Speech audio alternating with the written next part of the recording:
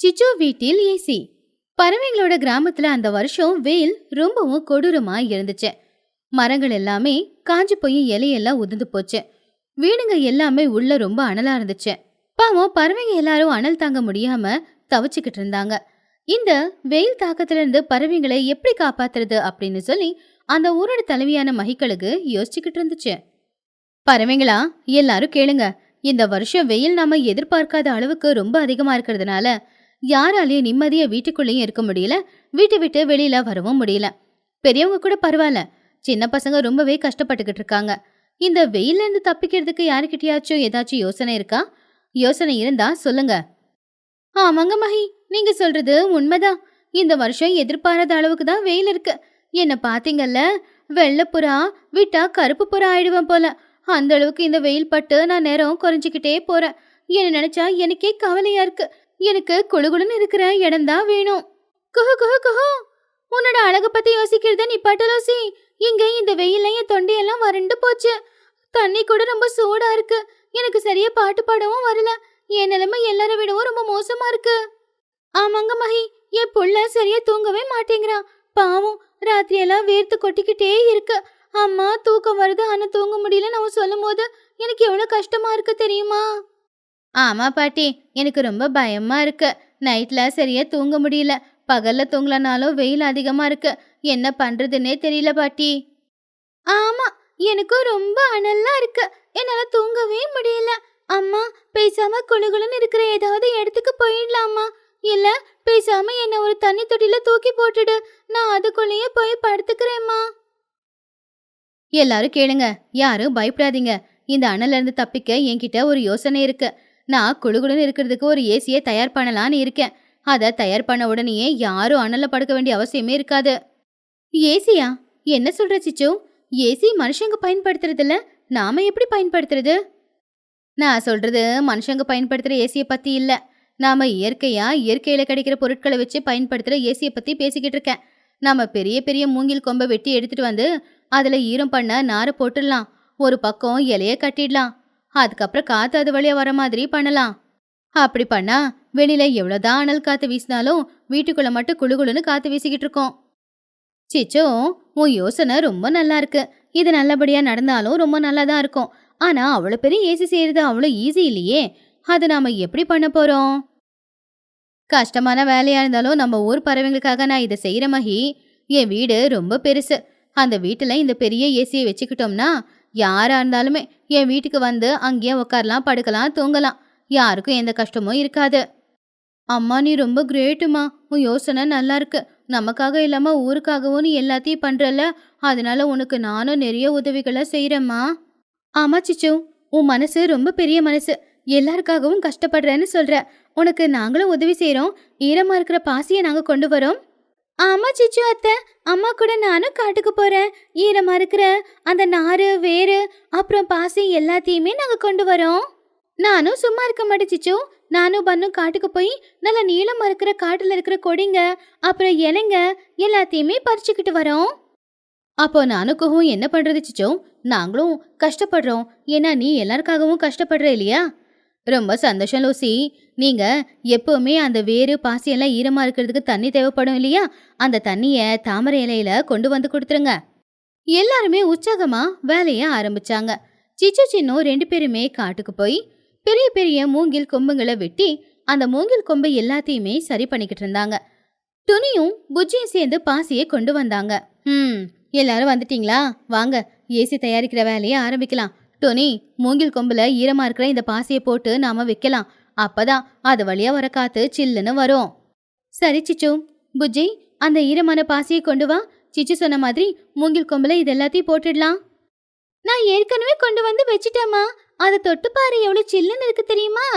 மூங்கில் கொம்புல ஈரப்பாசியை வச்சதுக்கு அப்புறமா சிச்சு ரொம்ப புத்திசாலித்தனமா அவ வாசலுக்கு அந்த மூங்கில் கொம்புகளை வச்சு கட்டுனா. சோட்டோ, கொடியை வச்சு நல்லா அந்த மூங்கில் கொம்பை கட்டு. அது விழுந்துடக்கூடாது.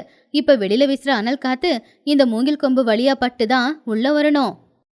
சரி சிச்சு, நீ நல்லா ஒசரத்துக்கு எல்லாத்தையும் கட்டிக்கிட்டு இருக்க. உன்னை பார்த்தா ரொம்ப பெருமையா இருக்கு. ஆமா சிச்சோ, நானும் குஹும் கொண்டு வந்த தண்ணிய இந்த பாசியில தெளிக்கிறோம். அப்ப இன்னும் சில்லுன்னு காத்து வரும். குஹு லூசி 2 பேரும் கொண்டு வந்த தண்ணிய அந்த பாசி மேல அவங்க தெளிச்சாங்க. அதுக்கப்புறமா சிச்சு கொண்டு வந்த தாமரை இலைய அந்த மூங்கிலுக்கு சேர்த்து இறுக்கமா கட்டுனா. இப்ப ஏசி தயாராச்சு. இப்ப பாருங்க, வெளியில வீசுற அனல் காத்து இந்த தாமரை இலை மூலமா மூங்கில் கொம்புக்குள்ள போய் அந்த பாசியில பட்டு சில்லுன்னு வீசிக்கிட்டு இருக்கோம். எல்லாரும் வீட்டுக்குள்ள போய் உக்காருங்க. அப்பதான் உங்களுக்கு தெரியும் எவ்வளவு குளுகுளுன்னு இருக்கு அப்படின்னு. எல்லாரும் ஒவ்வொருத்தங்கள இன்னொரு வாசல் வழியா சிச்சு காக்காவோட வீட்டுக்குள்ள போனாங்க. உள்ள போன உடனே எல்லாரும் ரொம்ப ஆச்சரியப்பட்டாங்க. வெளியில 100 டிகிரியில வெயில் அடிச்சுக்கிட்டு இருந்தாலும் சிச்சுவோட வீட்டுக்குள்ள ஏசி போட்ட மாதிரி ரொம்பவும் குளுகுளுன்னு குளிர மாதிரி தான் இருந்துச்சு. அம்மா, இங்க ரொம்ப குளிரா இருக்குமா? கொஞ்சம் கூட எனக்கு வெக்கையாவே இல்லம்மா.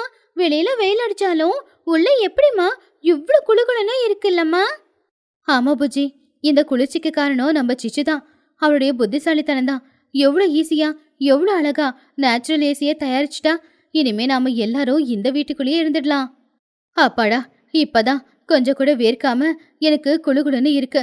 இல்லனா வேர்த்து கொட்டி நான் ஒரு வழி ஆயிருப்பேன் தெரியுமா? இந்த ஏசி ஐடியா சூப்பரா இருக்கு. ரொம்ப தேங்க்ஸ் சிச்சு, நீ ரொம்ப புத்திசாலி. குஹு குஹு குஹு. வெயில சுத்தி சுத்தி என் தொண்டையெல்லாம் வீணா போயிருந்துச்சு. ஆனா இப்ப இந்த குளுகுளுன்னு ஏசியில இருக்கிறதுனால என் தொண்டை மறுபடியும் வேலை செய்யுது. நான் 10 பாட்டு கூட பாடுவேன் போல. ஆண்டி, எனக்கும் ரொம்ப சந்தோஷமா இருக்கு ஆண்டி. என் உடம்புல இருக்கிற வேர்வையெல்லாம் போய் நல்லா குளுகுளுன்னு காத்து வீசிக்கிட்டு இருக்கு. சிச்சு, நீ பண்ணது ரொம்ப பெரிய உதவி. இந்த உதவிய காலத்துக்கு நாங்க மறக்க மாட்டோம். நீ உண்மையிலேயே ரொம்ப பெரிய மனசுக்காரி. எங்க எல்லாருக்கும் நீ தெய்வம் தான். ஆனா கொஞ்ச நேரத்துல காத்து நின்னு போச்சு. உள்ள சில்லுன்னு காத்து வீசுறது நின்னு போச்சு. எல்லாரும் மறுபடியும் பதட்டமாயிட்டாங்க. ஐயோ சிச்சு, காத்தடிக்கலையே, இப்ப என்ன பண்றது? மறுபடியும் அனல் ஆயிடுமே. யாரும் கவலைப்படாதீங்க, அதுக்கு எங்ககிட்ட ஏற்கனவே ஒரு யோசனை இருக்கு. சின்ன, போய் அந்த பெரிய வாழை இலையை எடுத்துட்டு வா. நானும் சின்னவும் ஆள் மாத்தி மாத்தி வெளியில நின்னு அந்த வாழை இலையால காத்து விசிறிக்கிட்டு இருக்கோம். அப்ப மறுபடியும் ரூமு நல்ல சில்லுன்னு மாறிடும். கொண்டு வந்துட்டேம்மா, நான் காத்து வீசுறேம்மா. எல்லாருக்கும் குளுகுளுன்னு காத்து வீசிட்டோம். ஐயோ சிச்சு, அப்படி நீ தனியா கஷ்டப்படக்கூடாது. நாங்க எல்லாரும் இருக்கோம்ல, எல்லாரும் 1 மணி நேரத்துக்கு ஒருத்தங்கன்னு போய் காத்து வீசலாம். அப்ப உள்ள எப்பவுமே காத்து வீசிக்கிட்டே இருக்கும். நாம எல்லாருமே சந்தோஷமா வீட்டுக்குள்ளேயே படுத்து தூங்கலாம். பெரியவங்க நாங்க காத்து வீசுறோம், சின்ன பசங்க எல்லாரும் உள்ள படுத்து சந்தோஷமா தூங்குங்க. அதுவும் உண்மைதான். எப்படியோ என் ஏசி ஐடியா ஒர்க் அவுட் ஆச்சுல, எனக்கு அதுவே போதும். அப்படி அந்த கோடை காலத்துல வெளியில வெயில் அதிகமா இருந்தாலும் கூட சிச்சுவோட வீட்டுக்குள்ள ரொம்ப குளுகுளுன்னு இருந்துச்சு.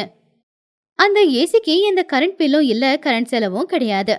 இயற்கையா உருவான ஏசி அது. சிச்சுவோட புத்திசாலித்தனத்தினால வெயில கஷ்டப்பட்டுக்கிட்டு இருந்த பறவைங்க எல்லாருமே இப்ப வெயிலோட தாக்கம் இல்லாம நிம்மதியா இருந்தாங்க. அதனால எல்லாருமே மனசார சிச்சுவை பாராட்டினாங்க. இந்த கதையில இருக்கிற நீதி என்ன அப்படின்னா, ஒருத்தங்களுக்கு ஒரு பிரச்சனை வரும்போது எல்லாருமே ஒற்றுமையா இருந்து கஷ்டப்பட்டு யோசிச்சு ஒரு வேலையை செஞ்சா அந்த பிரச்சனைய தீர்த்திட முடியும். அது சிச்சு மூலமா எல்லாருக்கும் தெரிய வந்துச்சு. அன்னைக்கு ஞாயிற்றுக்கிழமை காலையில நேரம். துணிக்குருவி சின்ன தள்ளு வண்டியில காலையில டிஃபன் செஞ்சு கொடுத்துக்கிட்டு இருந்தா. நிறைய பறவைங்களும் அதை வாங்கி சாப்பிட்டுக்கிட்டு இருந்தாங்க. ஆஹா டோனி, உன் கைப்பக்குவம் சூப்பர். ஹோட்டல்ல கூட இப்படி ஒரு தோசை கிடைக்காது. இந்த தோசையை நெய் ஊத்தி சாப்பிட்டா சொர்க்கமே கண்ணுக்கு தெரியுது. ஆமா டோனி, நான் டயட்ல இருக்கேன். ஆனா நீ தோசை சுடும்போது அந்த வாசம் என் வீடு வரைக்கும் வந்துருச்சு. என்னால கண்ட்ரோல் பண்ணிக்க முடியாம தோசை சாப்பிடலான்னு நான் வந்துட்டேன். பரவாயில்ல லூசி, ஞாயிற்றுக்கிழமை ஒரு நாள் உன் டயட்டை நீ கட்டுப்படுத்திக்கோ. டோனி, இன்னொரு தோசை போடுறியா? அப்படியே கொஞ்சம் அந்த இஞ்சி துவையிலையும் போடு. அப்போ டோனி சிரிச்சுக்கிட்டே, கண்டிப்பா போடுறேன் குஹு. எல்லாரும் வயிறார சாப்பிடுங்க. நம்ம ஆட்களுக்கு சமைச்சு போடுறதை விட சந்தோஷம் வேற என்ன இருக்க போகுது? ஆண்டே, எனக்கு தோசை வேணாம், எனக்கு உப்மா தான் வேணும். டே பன்னு, ஃப்ரீயா கொடுக்கும்போது அதுல மெனு கார்டு வேற கேக்குறியா? ஆண்டி கொடுக்கறத வாங்கி சாப்பிடுறா. அந்த நேரத்துல தான் சிச்சு காக்கா அதோட புள்ள சின்ன காக்காவோட அங்க வந்துச்சு. அவங்களும் நல்ல 4-5 தோசையை வாங்கி சாப்பிட்டாங்க. ஆனா டொனிக்கு நல்ல பேரு வர்றது சிச்சு காக்காவுக்கு சுத்தமா பிடிக்கல. டே சின்னோ, பாத்தியாடா, இந்த டொனி எல்லாருக்குமே தோசை சுட்டு கொடுத்தே நல்ல பேரு வாங்கிட்டா. என்கிட்ட ஒரு நல்ல ஐடியா இருக்குடா. நாளைக்கே நம்ம ஊர்ல பெரிய ரெஸ்டாரண்ட் ஒன்று ஓப்பன் பண்ணி நானும் எல்லாருக்கும் நல்லா சமைச்சு கொடுத்து எல்லார்கிட்ட இருந்து நல்ல பேரை வாங்க போறேன். அம்மா, அதுக்கு உனக்கு முதல்ல சமைக்க வரணும்ல. முந்தானத்து உப்புமானு செஞ்சு கொடுத்த, அதை உருட்டி விட்டு பால் மாதிரி செஞ்சு நான் அதை வச்சு கிரிக்கெட் விளையாடினேன். இந்த வீர விளையாட்டெல்லாம் உனக்கு எதுக்குமா? ஷோ, சும்மாடா. சிட்டிலெல்லாம் கிரியேட்டிவ் ஃபுட்டுன்னு சொல்லி ஏதேதோ செஞ்சு வித்துக்கிட்டு இருக்காங்க. நான் என்ன அப்படியே செய்ய போறேன்? அதை விட மோசமாக செய்கிறேன். என்னுடைய ரெஸ்டாரண்ட்டில் நீ தான் வெயிட்டர். வா வா, சீக்கிரமா வேலைய ஆரம்பிக்கலாம். அடுத்த நாள் காலையில சிச்சு காக்கா அதோட வீட்டுக்கு முன்னாடி கொஞ்சம் டேபிளையும் சேரையும் கொண்டு வந்து போட்டுச்சு. வாழை இலைய கட்டு கட்டா வச்சது. சிச்சு டாபா அப்படின்னு ஒரு போர்டு வச்சது. அங்க ஆர்கானிக் அண்ட் டயட் ஃபுட் அப்படின்னு எழுதி இருந்துச்சு. பக்கத்துல வெயிட்டர் வேஷத்தை போட்டுக்கிட்டு சின்ன நின்னுக்கிட்டு இருந்தான். அப்போ சிச்சு காக்கா சத்தமா, வாங்க ஐயா வாங்க, ஃப்ரெஷ்ஷான பியூரான ஆர்கானிக் ஃபுட்டு, டயட் ஃபுட்டு, உங்க உடம்புக்கு ரொம்ப நல்லது இந்த ஃபுட்டு, வந்து சாப்பிடுங்க. அந்த சத்தத்தை கேட்டு துணி, சோட்டு, மஹி, குஹு, லூசி பசங்க எல்லாரும் அந்த பக்கமா வந்தாங்க. அட, சிச்சு ஹோட்டல் ஆரம்பிச்சிருக்காளா? பெரிய விஷயம்தான். நம்ம கூட இருக்கிறவங்களுக்கு நாம தான் சப்போர்ட் பண்ணணும். எல்லாரும் வாங்க, இன்னைக்கு சிச்சுவோட ஹோட்டல்ல தான் காலையில சாப்பாடு அப்படின்னு எல்லாருமே அவங்கவுங்க டேபிள்ல தனித்தனியா போய் உட்காந்துக்கிட்டாங்க. ஹாய் ஆண்டி, ஹாய் பாட்டி, என்ன சாப்பிட்றீங்க? நான் சொல்றத கேட்டு பேசாம இங்கிருந்து ஓடி போயிடுங்க, அதுவே பெட்டர். அப்போ சிச்சு காக்கா வந்து சின்ன காக்காவோட தலையில கொட்டி, டேய் வெயிட்டர், கஸ்டமர்ஸ் கிட்ட மெனு சொல்டா அப்படின்னு சொல்லி கஸ்டமரை பார்த்து, சின்னவுக்கு கொஞ்சம் வெக்கம் அதிகம், இருங்க சொல்லிடுவான். மெனுல golden paper dosa, green salad, அப்புறம் ஸ்பெஷல் ஐட்டம் ஹாட் சூப் இருக்கு.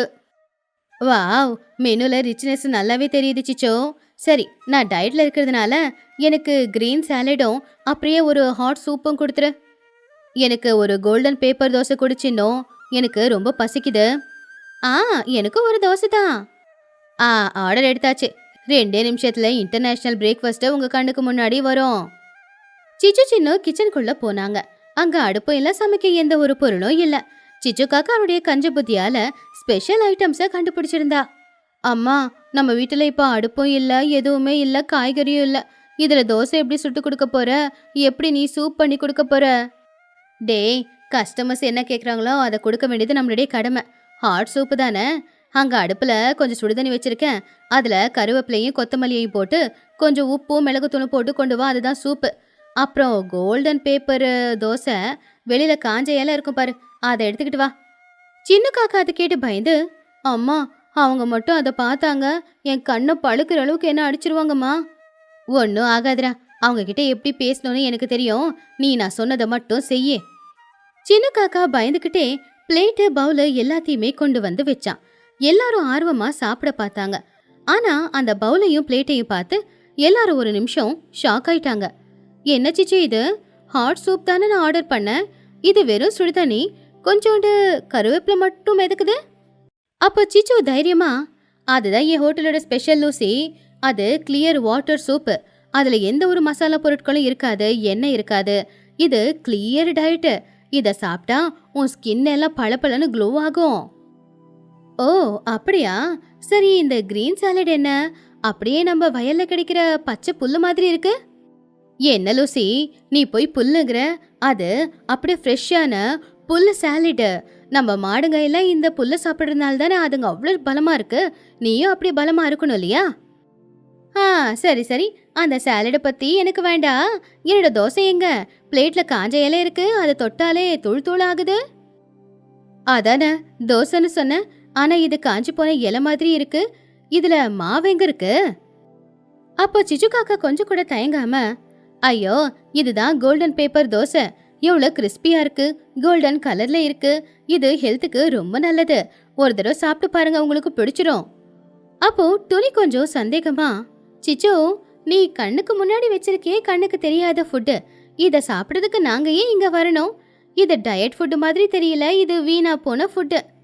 ஆமா அத்தை, நீங்க வச்ச தோசை காத்தடிச்சா பறந்து போயிடும் போல. இந்த இலையை வச்சு நான் ஊதி ஊதி விளையாடலாம். மகிகளுக்கு கோவத்தை கண்ட்ரோல் பண்ணிக்கிட்டு ரொம்பவும் அமைதியா, சரி சிச்சு, உன்னோட கிரியேட்டிவ் ஐடியா என்னன்னு எனக்கு புரியுது. இந்த ஃபுட்டை நான் சாப்பிட முடியலனாலும் பில்லு என்னன்னு சொல்லு, அந்த பில்லை கொடுத்துட்டு நான் கிளம்புறேன். சிச்சு காக்கா சந்தோஷமா கால்குலேட்டரை எடுத்து வச்சு, பரவாயில்ல, நீங்க ரொம்ப கிரேட்டு. சாப்பிடலனாலும் பில்லு கொடுத்துட்டு போறேங்கிறீங்க. 2 கோல்டன் தோசை, ஒரு கிரீன் சாலடு, ஒரு சூப்பு, மொத்தமா 500 ரூபாய் ஆச்சு. உங்களுக்கு நாங்க செஞ்ச சர்வீஸ் ஃப்ரீ தான். அட கடவுளே, 500 ரூபாவா? வெறும் சுடுதண்ணி கொடுத்துட்டு காஞ்சி போன இலையை கொடுத்துட்டு 500 ரூபாய் கேக்குறியே? சிச்சு, இந்த ஹோட்டல் டாபா பேருன்னு எடுத்துட்டு கொள்ளைக்கார கூட்டம்னு பேரை போடு. அம்மா, கொஞ்சம் கம்மியா சொல்லு, இல்லனா அவங்க நம்மள உதச்சி தள்ளிட்டு போயிடுவாங்க. சும்மாடா, நம்ம செஞ்சு கொடுத்த ஃபுட்டை கண்ணால பாத்திருக்காங்க.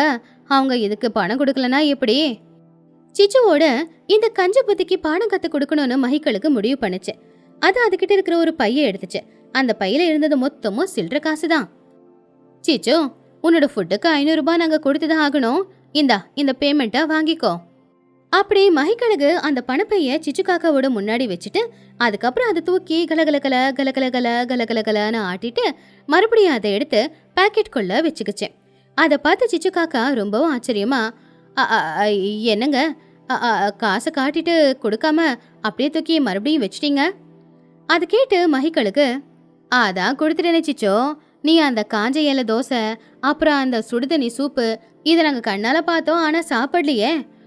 ஆனா நீங்க எங்க காற்றை சுவாசிச்சதுக்கு எங்க ஹோட்டல்ல இருந்ததுக்கும் கட்டணும்ல, அதனால தான் உன் ஃபுட்டை நாங்கள் வெறும் வாசம்தான் பார்த்தோம், கண்ணால பார்த்தோம். அதனால காசை கண்ணால காட்டிட்டோம். அப்புறம் அதை குலுக்கி அந்த சத்தத்தையும் உன்னை கேட்க வச்சிட்டோம். அதுக்கும் இதுக்கும் இப்போ சரியா போயிடுச்சுல. அதை கேட்டதும் அங்க இருக்கிற பறவைங்க எல்லாருமே சத்தமா சிரிச்சாங்க. ஹஹா, சூப்பர் மஹி, சரியா பாடம் கத்து கொடுத்துட்டீங்க. சிச்சு, நீ கொடுத்த ஃபுட்டு எவ்வளவு கிறிஸ்பியா இருந்துச்சோ, எங்க சில்லற காசோட சத்தமும் ரொம்ப ஷார்ப்பா இருந்துச்சுல. கண்ணுக்கு தெரியாம நீ போட்ட சாப்பாட்டுக்கு இந்த கண்ணுக்கு தெரியாத சவுண்டு தான் சரியான பேமெண்ட். நாளைக்கு உன்னோட ஹோட்டல்ல ஏதாவது புது வெரைட்டியா கண்டுபிடி. சிச்சு காக்காவோட முகம் வாடி போச்சு. மத்தவங்கள ஏமாத்த பார்த்ததுல இப்போ சிச்சு காக்கா தான் ஏமாந்து நின்னுக்கிட்டு இருந்தா. அம்மா, உன் பிளான் ஃப்ளாப் ஆயிடுச்சு. நீ எல்லாரையும் ஏமாத்த நினைச்ச, ஆனா அவங்க உன்னை ஏமாத்திட்டாங்க. இதுக்கப்புறம் இந்த ஐடியா ஒர்க் அவுட் ஆகாது. வாமா, ஹோட்டல் மூடிட்டு வீட்டுக்குள்ள போலாம். சிச்சுவுக்கு அவ பண்ண தப்பு புரிஞ்சுது. ஐயோ, என்ன இது இப்படி ஆயிடுச்சு. எல்லாரும் என்ன மன்னிச்சிடுங்க. நீங்க எல்லாரும் புத்திசாலிங்க. உங்க முன்னாடி என்னுடைய ஐடியா ஃப்ளாப் ஆயிடுச்சு. இனிமே இந்த மாதிரி எல்லாம் தப்பு பண்ண மாட்டேன். பரவாயில்ல விடு சிச்சு. எதுவுமே பண்ணாம கஷ்டப்படாம எல்லாருக்கிட்ட இருந்து பணம் வாங்கணும்னு பார்த்தா அது தப்பு. சரி, இப்ப எப்படி எல்லாரும் பசியோட இருப்பீங்கல்ல, எல்லாரும் எங்க வீட்டுக்கு வாங்க. இப்போதைக்கு அவசரமா உப்புமா செஞ்சு தரேன், எல்லாரும் வயிறார சாப்பிடுங்க. உண்மையாவட்டும், நீ ரொம்ப சந்தோஷம். இந்த சூப்பை குடிச்சு என் தொண்டை தான் எரியுது. நீ செஞ்ச உப்புமாவை சாப்பிட்டாதான் இன்னைக்கு என்னுடைய பசி தீரும். சரியா போச்சு. சரி சரி, உனக்கும் பசிக்கும்ல, வா வா. அப்படி எல்லாருமே துணியோட வீட்டுக்கு கிளம்பி போனாங்க. வந்தவங்க எல்லாருக்குமே துணி இருந்த கம்மி நேரத்துல சுட சுட உப்புமாவை செஞ்சு கொடுத்தா. எல்லாருமே அந்த உப்புமாவை சாப்பிட்டு அப்பாடா அப்படின்னு சந்தோஷப்பட்டாங்க. இந்த கதையில இருக்கிற நீதி என்னன்னா, சாப்பாடு மட்டும்தான் ஒருத்தன் போதும்னு சொல்ற ஒரு விஷயம். அந்த சாப்பாட்டையும் பொய்யா போடணும் அப்படின்னு நினைக்க கூடாது.